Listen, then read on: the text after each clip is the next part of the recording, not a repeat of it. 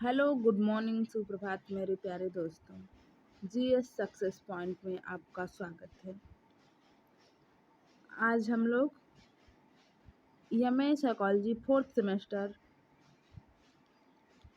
के second paper का third unit पढ़ेंगे। थर्ड यूनिट है व्यक्तित्व परीक्षण। आज हम लोग व्यक्तित्व परीक्षण के बारे में अध्ययन करेंगे। इसके पिछले वीडियोज में हमने आपको बुद्धि परीक्षण वाला यूनिट कंप्लीट करा दिया है। बुद्धि परीक्षण सिद्धांत सब उसका कंप्लीट करा दिया है और आज हम लोग व्यक्तित्व परीक्षण पढ़ेंगे। वैसे तो व्यक्तित्व परीक्षण से पहले व्यक्तित्व क्या है, उसका अर्थ क्या है, उसको समझ लेंगे तो ज़्यादा बेटर रहेगा। व्यक्तित्व के संबंध में अनेक धारणाएं होती हैं। साधारण बोलचाल की भाषा में व्यक्तित्व शब्द का शारीरिक बनावट और सौंदर्य के लिए प्रयोग किया जाता है। आज से लगभग 200 वर्ष पूर्व, आज से लगभग 2000 वर्ष पूर्व व्यक्तित्व के लिए पर्सोना शब्द का उपयोग किया जाता था। पर्सोना शब्द का शाब्दिक अर्थ है नकाब यानी मास्क अथवा वेशभूषा। पर्सोना शब्द के अनुसार व्यक्तित्व का अर्थ बाह्य गुणों से लगाया जाता है। व्यक्तित्व से संबंधित सैकड़ों परिभाषाएं हैं और इसमें सबसे महत्वपूर्ण जो परिभाषा है आलपोर्ट महोदय की है, जो 1973 में दिए थे। व्यक्तित्व शब्द जो है लैटिन भाषा का शब्द है, पर्सोना शब्द से बना है, जिसकी उत्पत्ति ग्रीक भाषा के पर्सोना से हुई है, जिसका अर्थ है मुखौटा, जिसे पहनकर यूनानी लोग रंगमंच पर अभिनय करते हैं। तो आइए देखिए कुछ प्रचलित परिभाषाएं। व्यक्तित्व का अर्थ, पहली परिभाषा है आलपोर्ट के अनुसार व्यक्तित्व व्यक्ति के मनोदैहिक गुणों का वह गत्यात्मक संगठन है जो व्यक्ति के वातावरण के प्रति अपूर्व समायोजन को निर्धारित करता है। यह व्यक्तित्व क्या है, व्यक्तित्व के सिद्धांत, व्यक्तित्व की परिभाषाओं का वर्गीकरण, यह जो व्यक्तित्व वाला टॉपिक है यह हम लोग थर्ड सेमेस्टर में पढ़ चुके हैं। हम लोगों को फोर्थ सेमेस्टर में व्यक्तित्व नहीं बल्कि व्यक्तित्व परीक्षण पढ़ने हैं। तो यहाँ पर हम लोग इनकी परिभाषाओं का वर्गीकरण भी नहीं करेंगे, नॉर्मली बस परिभाषाएं और व्यक्तित्व के बारे में जान लेंगे, क्योंकि इसके आगे हम लोगों को व्यक्तित्व परीक्षण पढ़ने हैं। तो आलपोर्ट महोदय की यह सबसे महत्वपूर्ण परिभाषा है व्यक्तित्व की।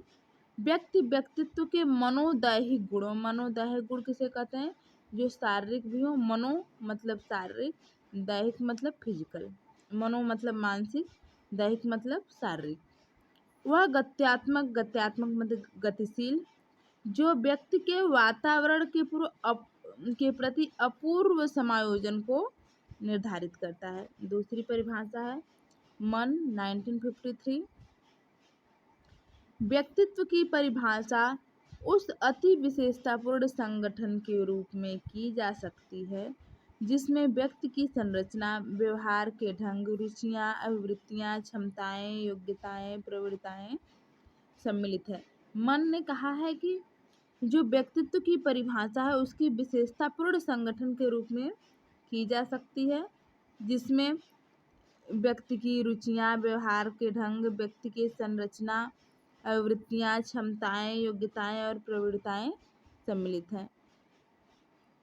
वुडवर्थ महोदय के अनुसार व्यक्तित्व व्यक्ति के व्यवहार की वह संपूर्ण विशेषता है जिसका प्रदर्शन उसके विचारों की आदत, उनके प्रकट करने का ढंग, अववृत्ति एवं रुचि, कार्य करने के ढंग और जीवन के प्रति उसकी दार्शनिक विचारधारा के रूप में परिभाषित किया जा सकता है। आगे देखिए, परवीन के अनुसार व्यक्तित्व व्यक्ति या व्यक्तियों के उन रचनात्मक एवं गत्यात्मक गुणों का प्रतिनिधित्व करता है जो किसी परिस्थिति के विशिष्ट प्रतिक्रियाओं द्वारा परिलक्षित होते हैं। इन्होंने कहा कि व्यक्तियों के उन रचनात्मक एवं गत्यात्मक यानी जो गुण रचनात्मक हैं और गत्यात्मक गतिशील हैं उनका प्रतिनिधित्व करता है, किसी परिस्थिति के प्रति विशिष्ट प्रतिक्रियाओं के द्वारा परिलक्षित होते हैं। क्रचफील्ड एवं ल्यूसन के अनुसार व्यक्तित्व व्यक्ति के सभी गुणों या विशेषताओं के योग अथवा समन्वय का एक अनूठा संगठन है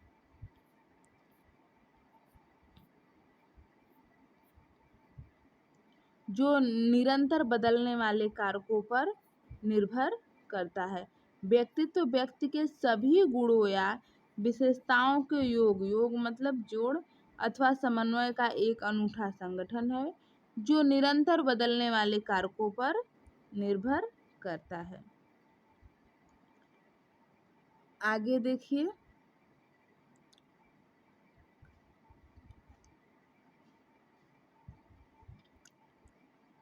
यहाँ पर हम एक सूत्र के माध्यम से समझते हैं कि व्यक्तित्व क्या है, व्यक्तित्व को किस प्रकार समझा जा सकता है। अभी हमने आपको बताया कि जो पर्सोना शब्द है वह ग्रीक भाषा के पर्सोना से इसकी उत्पत्ति हुई है। पर्सोना से पर्सनालिटी शब्द की उत्पत्ति हुई है और जिसका अर्थ है मुखौटा। क्या अर्थ है? मुखौटा। और जो यूनानी लोग हैं यह क्या करते थे? मुखौटा पहन करके रंगमंच पर या स्टेज पर अभिनय करते थे। उसी को प्राचीन समय में 2000 वर्ष पूर्व इसी को अभिवृत्ति यानी पर्सनालिटी कहा जाता था।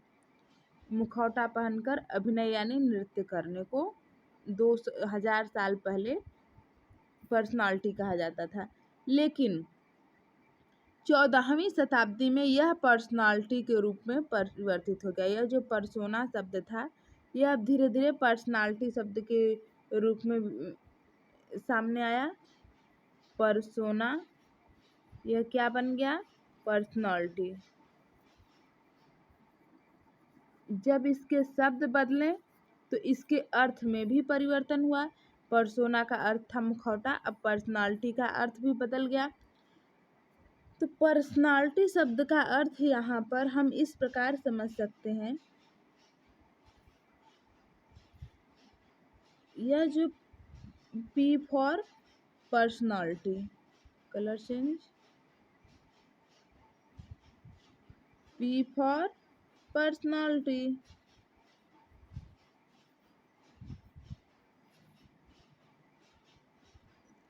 ये जो सिग्मा है इसके मतलब होता है टोटल, सम। टोटल यानी सम। B for behaviour into E for मतलब एनवायरनमेंट।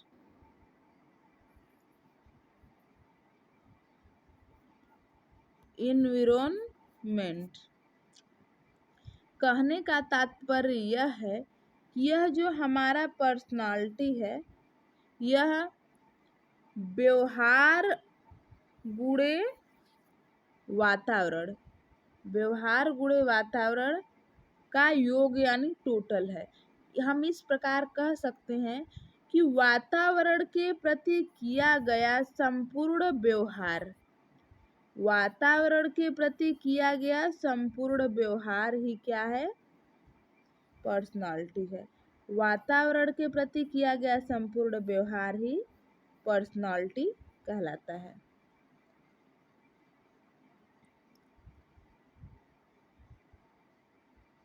क्योंकि एक मनुष्य के शारीरिक और मानसिक गुणों के साथ साथ सामाजिक गुणों का भी समावेश होता है। व्यक्ति के गुणों, लक्षणों, क्षमताओं एवं विशेषताओं की एक संगठित इकाई पर्सनालिटी को माना जा सकता है। आगे देखिए, आपको अच्छा समझ आया होगा। फिर से आपको बता दे रहे हैं, यह पर्सनालिटी है, यह टोटल यानी सम है, यह बिहेवियर है, और यह हमारा वातावरण या इन्वायरमेंट है। यहाँ पर कहने का यह तात्पर्य है कि वातावरण के प्रति किया गया संपूर्ण व्यवहार ही क्या है, पर्सनालिटी है। आगे देखिए,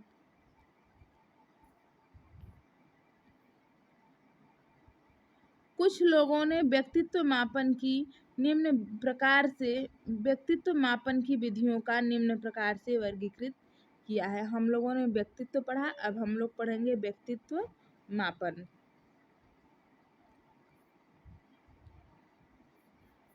व्यक्तित्व मापन, यहाँ पर आप वर्ग देख सकते हैं, यहाँ पर विधियां। वर्ग देखिए, व्यक्तित्व मापन, यह है वर्ग, यह है विधियां। व्यक्तिगत व्यवहार, इसको किस विधि से मापन किया जा सकता है? तो जब जो इंडिविजुअल बिहेवियर है उसको अवलोकन विधि से या स्थिति परीक्षण विधि से। अपने बारे में बताना, आत्मकथा विधि, प्रश्नावली विधि, व्यक्तित्व परिसूचियों द्वारा। दूसरों का दृष्टिकोण, बायोग्राफी, व्यक्तित्व इतिहास, रेटिंग स्केल और समाज मिति विधि द्वारा। प्रक्षेपी विधि, जिसका हम लोगों को प्रोजेक्टिव मेथड पढ़ना है। काल्पनिक स्थितियों में व्यक्ति की जानकारी को ज्ञात किया जा सकता है। आगे देखिए, मशीनी उपकरण, यह बोलने की क्षमता मापने की मशीन, झूठ पकड़ने की मशीन और मस्तिष्क मापने की मशीन, यह सब मशीनी उपकरण है। व्यक्तित्व मापन की विधियों को निम्न प्रकार भी वर्गीकृत किया गया है। यहाँ है वर्ग, यहाँ है विधियां। पहले आत्मनिष्ठ विधि, आत्मनिष्ठ मतलब सब्जेक्टिव मेथड, इसके मापन के लिए जीवन इतिहास विधि, साक्षात्कार विधि, अवलोकन विधि आदि। वस्तुनिष्ठ यानी ऑब्जेक्टिव मेथड, रेटिंग स्केल, परिसूची या प्रश्नावली, स्थिति परीक्षण। यहाँ पर यह दिया गया है कि कौन से वर्ग के व्यक्ति को या कौन से वर्ग की समस्या को किस विधि द्वारा मापित किया जा सकता है। प्रोजेक्टिव मेथड यानी प्रक्षेपी विधियां हमारे सिलेबस में है। इसको रोरसा परीक्षण द्वारा मापा जा सकता है, TAT द्वारा मापा जा सकता है, CAT द्वारा मापा जा सकता है, प्ले टेक्निक, शब्द साहचर्य विधि द्वारा, चित्र पूर्ति द्वारा एवं अभिनय प्रदर्शन विधि इत्यादि के द्वारा व्यक्तित्व का परीक्षण किया जा सकता है। यह सब विधियां इसीलिए दी गई हैं, यह सब विधियां हैं, परीक्षण है, जिससे व्यक्ति विभिन्न परिस्थितियों में, विभिन्न समस्याओं में व्यक्तित्व का परीक्षण कर सके। आत्मनिष्ठ विधि में, वस्तुनिष्ठ विधि में और प्रक्षेपी विधि में। जिसमें हमारे सिलेबस में दिया है परिसूची या प्रश्नावली और प्रक्षेपी विधियां। आइए देखते हैं आगे। देखा जाए तो किसी एक विधि को बड़े स्पष्ट तरीके से किसी एक वर्ग में नहीं रखा जा सकता, यानी कोई एक विधि कोई एक वर्ग के लिए नहीं बनी है। आत्मनिष्ठ विधियों को वस्तुनिष्ठ विधियों में नहीं रखा जा सकता, वह वस्तुनिष्ठ विधियों की स्पष्ट सीमा नहीं निर्धारित की जा सकती। दोनों में ही कुछ न कुछ समानता देखने को मिल जाती है।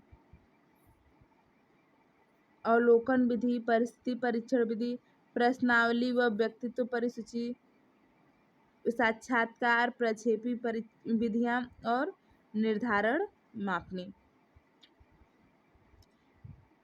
इसमें जो हम लोगों उनके सिलेबस में है वह प्रश्नावली व व्यक्तित्व परिसूची, प्रक्षेपी विधियां। आइए देखते हैं। प्रश्नावली विधि, जिसको कहते हैं क्वेश्चनायर मेथड। क्या कहते हैं? Questionnaire method.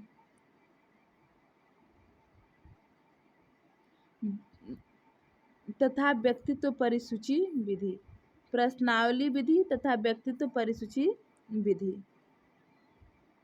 यह विधि व्यक्तित्व के मापन की विधियों में सर्वाधिक महत्वपूर्ण स्थान रखती है। जो क्वेश्चनायर विधि है, यह विधि व्यक्तित्व मापन की सभी विधियों में सर्वाधिक महत्वपूर्ण स्थान रखती है। इसलिए व्यक्तित्व के विभिन्न गुणों को मापने के लिए प्रश्नावली विधि तथा व्यक्तित्व परिसूची विधि का प्रयोग किया जाता है। यह सबसे महत्वपूर्ण है, इसलिए इसी का प्रयोग किया जाता है। साधारण तौर पर प्रश्नावली प्रश्नों की वह सूची है जिसका उत्तर लिखित रूप में अथवा मौखिक रूप से हाँ अथवा नहीं में दिया जाता है। मनोवैज्ञानिक प्रश्नावली की यह विशेषता है कि व्यक्ति को व्यक्तित्व के निर्दिष्ट आयाम में अपना विचार प्रकट करना पड़ता है। जैसे व्यक्तित्व के शील गुण यथा अंतर्मुखी अथवा बहिर्मुखी या सामाजिकता आदि के लिए प्रश्नावलियों का निर्माण किया जा सकता है। उदाहरण के लिए निम्न प्रश्न व्यक्ति की अंतर्मुखता या बहिर्मुखता की जांच के लिए पूछे जा सकते हैं। यह जो प्रश्नावली विधि होती है, पहले इसको समझिए। प्रश्नावली विधि वह सूची है जिसमें उत्तर लिखित रूप से होते हैं और मौखिक भी हो सकते हैं। आपको केवल हाँ अथवा नहीं में जवाब देना रहता है, हाँ अथवा नहीं में।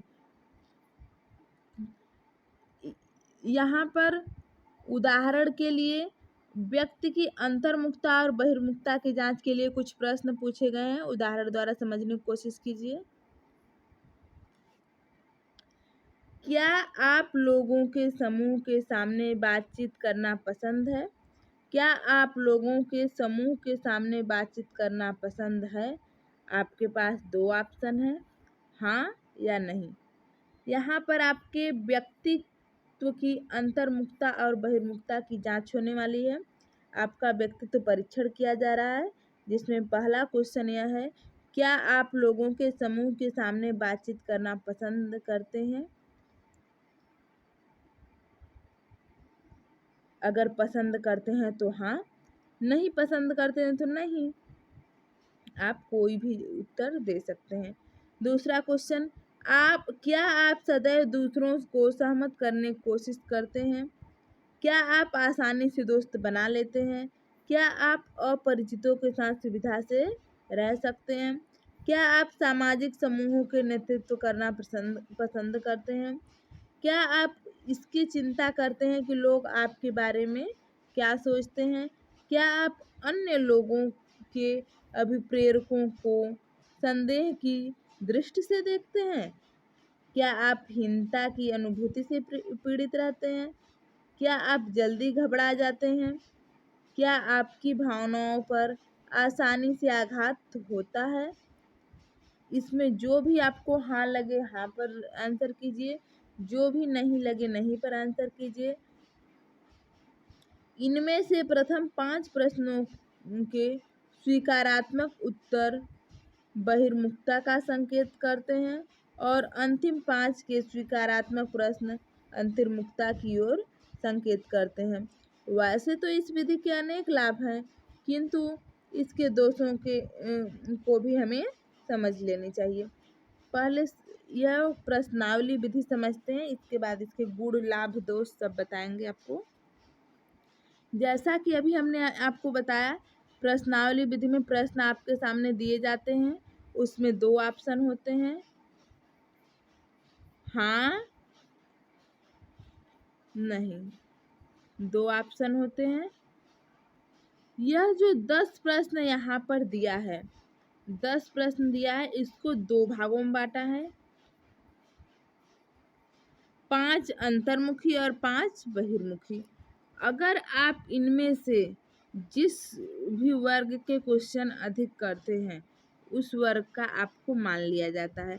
मान लीजिए आप ऊपर के 5 प्रश्न करते हैं, नीचे के 3 प्रश्न करते हैं, तो आपको इस प्रश्नावली के अकॉर्डिंग अंतर्मुखता की ओर आप संकेत करते हैं, अंतर्मुखी व्यक्तित्व वाले व्यक्ति हैं। अगर नीचे के 5 ज़्यादा सही हैं तो आप बहिर्मुखी व्यक्तित्व वाले व्यक्ति कहे जा सकते हैं। आगे देखिए, दोष। मनोविश्लेषणवादी मनोवैज्ञानिकों की सबसे बड़ी आपत्ति यह है कि इस विधि से व्यक्ति के ऊपरी गुणों का ही पता चलता है। व्यक्ति के ऊपरी गुणों का ही पता चलता है, उसके अचेतन मन में छिपे हुए विचारों, इच्छाओं आदि का पता नहीं चल सकता। इसके दोष में पहला दोष यह था कि इस विधि से व्यक्ति के ऊपरी गुणों का अध्ययन होता है या पता चलता है, इसलिए उसके जो अचेतन मन में छिपे हुए विचार, इच्छाएं हैं, उनका पता नहीं चल पाता। दूसरा पॉइंट देखिए, कुछ प्रश्नों को व्यक्ति गलत समझकर उत्तर दे सकता है। कुछ प्रश्न व्यक्ति को गलत लग सकते हैं, कुछ सही लग सकते हैं, तो कुछ प्रश्न के उत्तर व्यक्ति गलत समझकर दे सकता है। कुछ का उत्तर वह जानबूझकर छिपा देता है। कुछ प्रश्नों का उत्तर वह तोड़ मरोड़ कर सामाजिक मान्यताओं के अनुरूप देता है। कहने का तात्पर्य यह है कि जो उत्तरदाता है वह अपने मन के अनुसार कभी जानबूझकर, कभी सामाजिक मान्यताओं के अनुरूप तोड़ मरोड़ कर उत्तर देता है। सही सही अपने आंतरिक चीजों के आधार पर उत्तर नहीं देता है। इस प्रश्नावली की विश्वसनीयता तथा वैधता की मात्रा का अभाव पाया जाता है। यही रीजन है कि यह जो उत्तरदाता है वह सही सही उत्तर नहीं दे पाता, इसलिए इस प्रणाली की विश्वसनीयता और वैधता घट जाती है या इसका अभाव पाया जाता है। अभी तक हम लोगों ने पढ़ा क्वेश्चनायर मेथड। अब हम लोग देखेंगे इन्वेंटरीज क्या होती है, यानी सूचियाँ। इन्वेंटरीज यानी सूचियाँ। सूची भी व्यक्तित्व मूल्यांकन का एक साधन है। सूची क्या है? व्यक्तित्व का मूल्यांकन करने का एक साधन है। सूची वह तकनीक है जिसके द्वारा व्यक्ति के व्यक्तित्व, आचरण, रुचि, व्यवहार आदि के विषय में कथनों, प्रश्नों और आत्म मूल्यांकन का सहायता से जांच होती है। देखिए पहले इन्वेंटरीज है क्या? किसी भी व्यक्तित्व मूल्यांकन का एक साधन है। किसी का भी व्यक्तित्व का मूल्यांकन हो रहा है तो उसके लिए सबसे अच्छा साधन है इन्वेंटरीज यानी आविष्कारिका, जिसको कहते हैं सूचियाँ। सूची वह तकनीक है जिसके द्वारा व्यक्ति के व्यक्तित्व, आचरण, रुचि, व्यवहार आदि के विषय में कथनों, प्रश्नों और आत्ममूल्यांकन की सहायता से जांच होती है। इन्वेंटरीज यानी इसको आविष्कारिका भी कहते हैं, सूचिका भी कहते हैं, सूचियाँ भी कहते हैं। इसके द्वारा व्यक्ति के व्यक्तित्व, आचरण, रुचि, व्यवहार आदि के विषय में कथनों, प्रश्नों और आत्ममूल्यांकन की सहायता से जांच होती है। एडमन और टॉर्जरसन तथा उनके सहयोगियों ने सूची और प्रश्नावली तकनीकों में बहुत ज़्यादा समीपी समानता बताई है और बताया गया है कि दोनों लगभग एक ही समान होते हैं, किंतु ऐसा नहीं है। यह आवश्यक है कि सूची और प्रश्नावली दोनों तकनीकों का उद्देश्य व्यक्ति के बारे में सूचना संग्रह करना है। ध्यान से समझिएगा।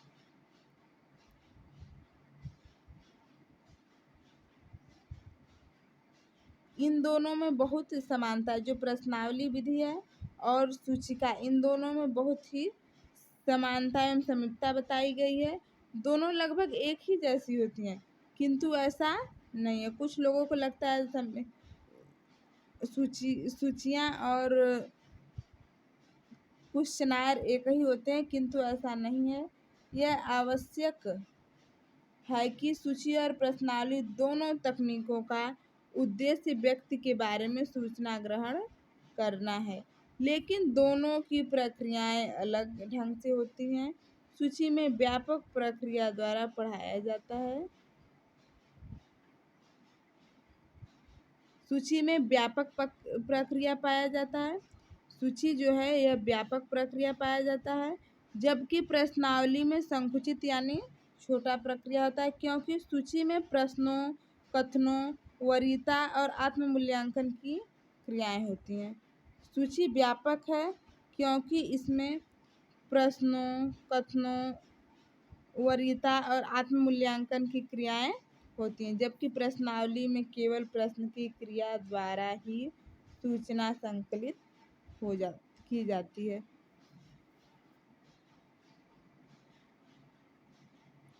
यहाँ पर आपको थोड़ा बहुत अंतर भी समझ में आ गया होगा कि क्वेश्चनायर मेथड यानी कि प्रश्नावली विधि और सूचिका में क्या अंतर है। प्रश्नावली विधि संकुचित है यानी छोटी है और सूचिका बड़ी होती है।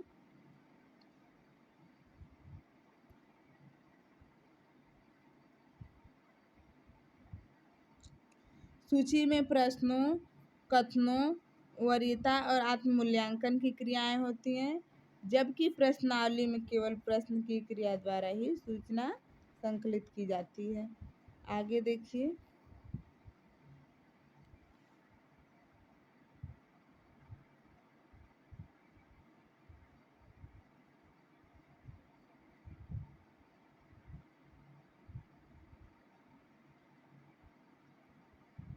सूची के प्रकार।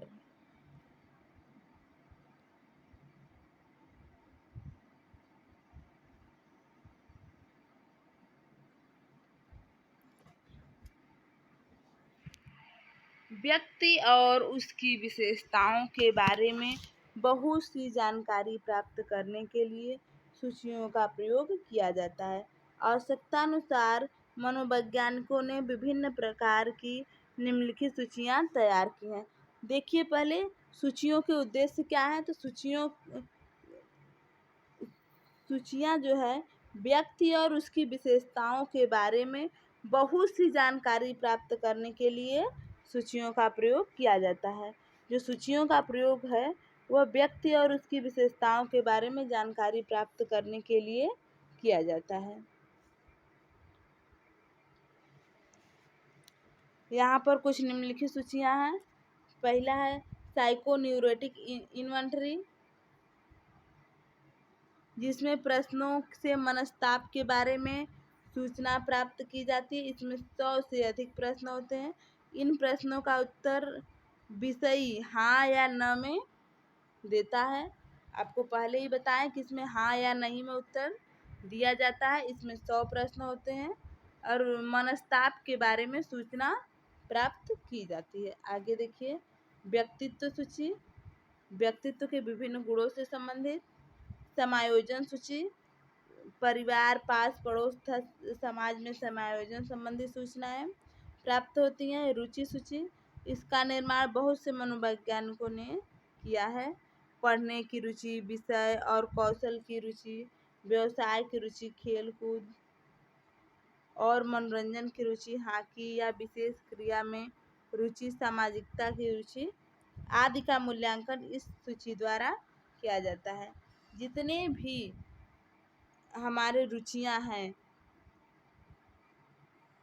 जैसे पढ़ने, विषय, कौशल, व्यवसाय, खेलकूद, मनोरंजन, हॉकी आदि जितने भी हमारी रुचियां हैं इन सब का मापन रुचि सूची के अंदर किया जाता है। अगला है सामाजिकता सूची। इसमें सामाजिक गुणों एवं सामाजिक कार्यों में रुचि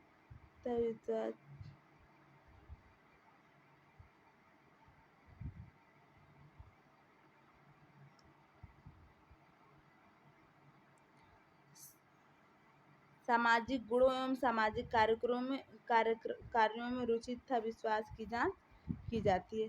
अगला है चरित्र सूची। इसका निर्माण व्यक्तित्व सूची के समान होता है।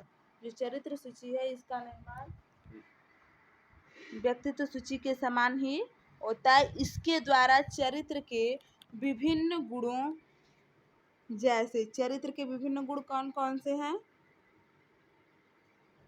प्रेम, घृणा, न्याय, धैर्य, सच्चाई, ईमानदारी, बेईमानी आदि का मूल्यांकन किया जाता है। यह सामाजिकता सूची है। नेक्स्ट है व्यवहार सूची। इस सूची के अंतर्गत व्यक्ति के आचरण तथा व्यवहार संबंधी सूचनाओं को प्राप्त करने के लिए प्रयत्न किया जाता है।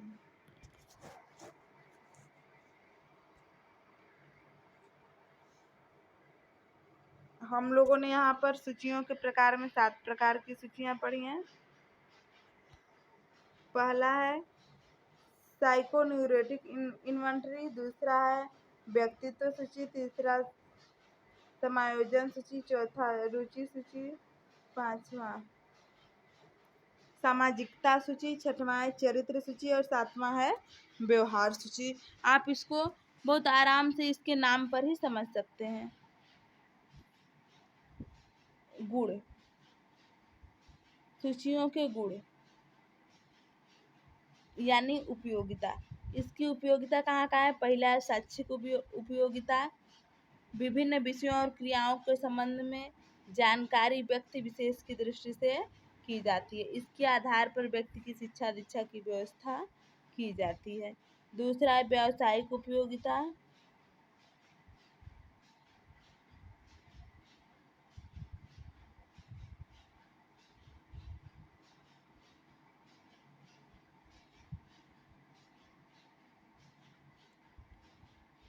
शैक्षिक उपयोगिता, व्यावसायिक उपयोगिता,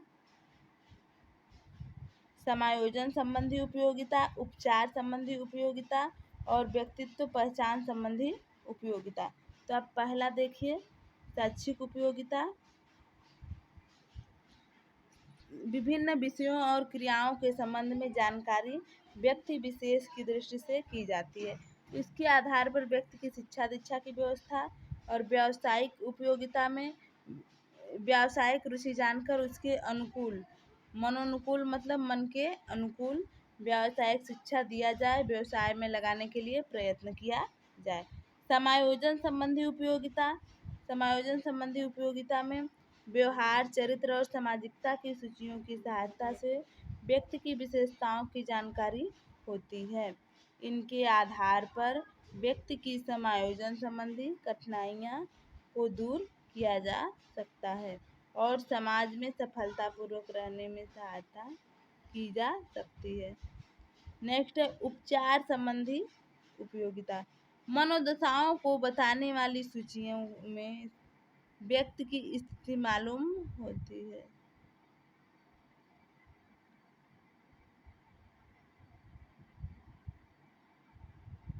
उनके द्वारा मनोविकारों का उपचार करना सरल होता है। जो उपचार संबंधी उपयोगिता है इसमें सूचियों का निर्माण करके मनोविकारों का उपचार करना सरल होता है। नेक्स्ट है व्यक्तित्व पहचान संबंधी उपयोगिता। व्यक्तित्व सूची से व्यक्ति की व्यक्तित्व संबंधी सूचना प्राप्त होती है। इसके द्वारा व्यक्तित्व के प्रकार पर भी प्रकाश पड़ता है। दोष अथवा न्यूनताएं। अभी तक तो हम लोगों ने उपयोगिताएं या गुण पढ़े। शैक्षिक उपयोगिता, व्यावसायिक, समायोजन, उपचार और व्यक्तित्व पहचान। अब हम लोग दोष पढ़ेंगे।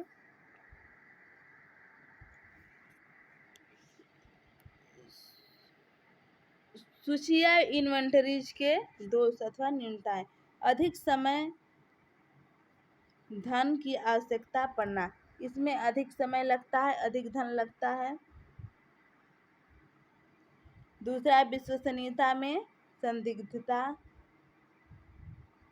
तीसरा है आत्मनिष्ठता। चौथा है व्यापक प्रयोग न होना।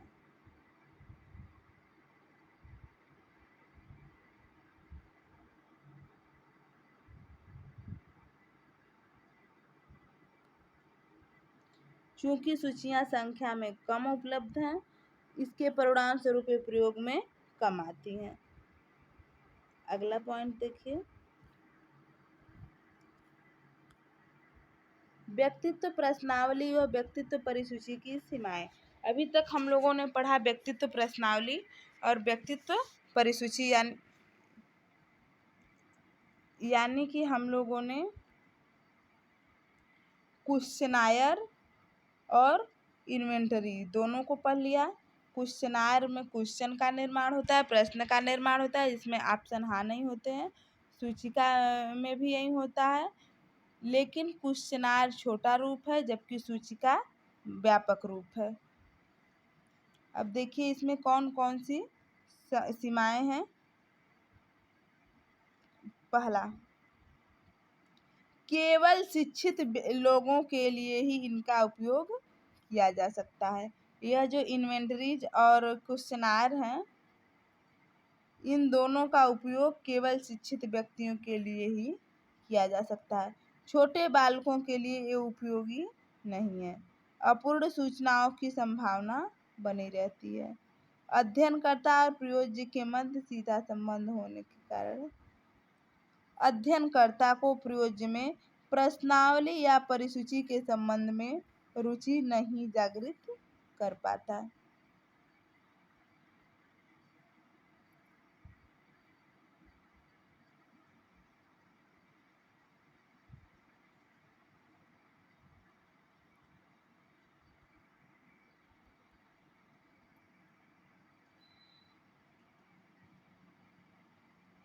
अपूर्ण सूचनाओं की संभावना बनी रहती है, अभी हमने आपको बताया।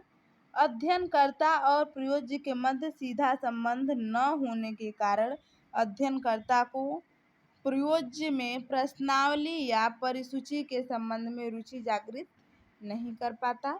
मतलब जो अध्ययन करता है यानी उत्तरदाता है, और जो प्रयोज्य है जो प्रश्नावली को सॉल्व कर रहा है और जो उसका निरीक्षक करता है, इन दोनों के बीच सीधा संबंध न होने के कारण छात्र या प्रयोज्य इसमें रुचि जागृत नहीं कर पाता।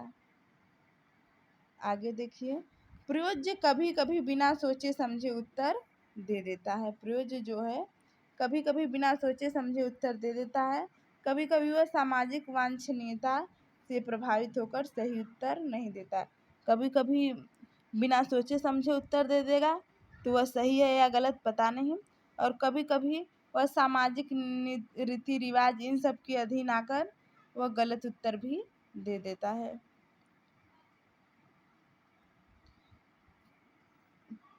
कभी कभी प्रयोज्य को अपने अंदर उपस्थित शील गुणों का पता ही नहीं होता है।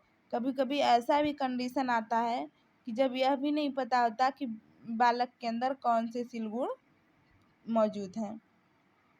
ऐसे में वह विश्वसनीय उत्तर नहीं दे पाता। किन्हीं पदों के अनुत्तर की भी संभावना बनी रहती है। किन्हीं पदों के अनुत्तर से तात्पर्य कुछ पदों के उत्तर नहीं भी दिए जा सकते हैं। जितने आपने क्वेश्चनायर तैयार किए हैं उनमें से कुछ के उत्तर नहीं भी दिए जा सकते हैं। मतलब उनको प्रयोज्य अनुत्तर छोड़ देता है या बिना उत्तर दिए ही छोड़ देता है। अभी रिपीट हो गया। आगे देखिए, प्रक्षेपी विधियां।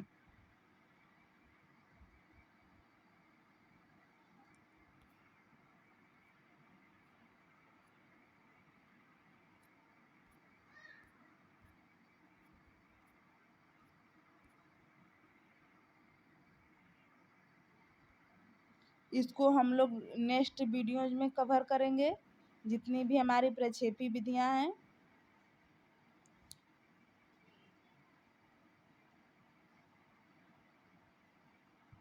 यहाँ पर आप देख सकते हैं प्रक्षेपी विधियों की विशेषताएं। रोड्सा इंक ब्लॉट परीक्षण, विषय आत्मबोधन परीक्षण या थेमेटिक अपरसेप्शन टेस्ट, और भी कुछ विधियां हैं। इन विधियों का मूल्यांकन हम इसको अपने नेक्स्ट वीडियो में पढ़ेंगे।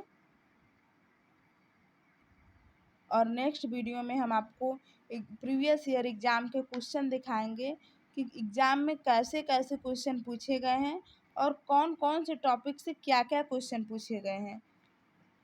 कुछ लोग केवल व्यक्तित्व परीक्षण देख करके सारे परीक्षण जैसे TAT CAT जितने भी परीक्षण हैं उन सभी को ही रट डाल रहे हैं।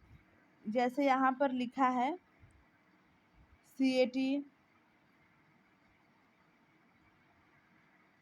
इसके बाद है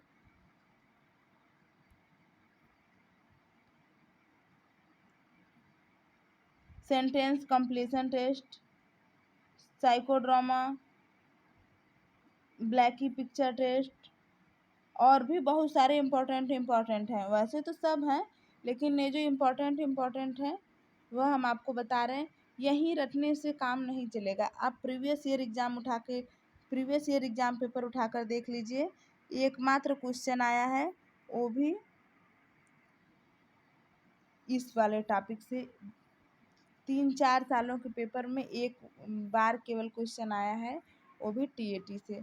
बाकी के सब विशेषताएं, गुण, कमियां यही सब पूछी गई हैं। प्रक्षेपी परीक्षण हम आपको प्रीवियस ईयर पेपर भी सॉल्व कराएंगे अपने नेक्स्ट वीडियो में। तब तक बने रहिए, वीडियो अंत तक देखिए। खुश रहिए, मस्त रहिए। धन्यवाद।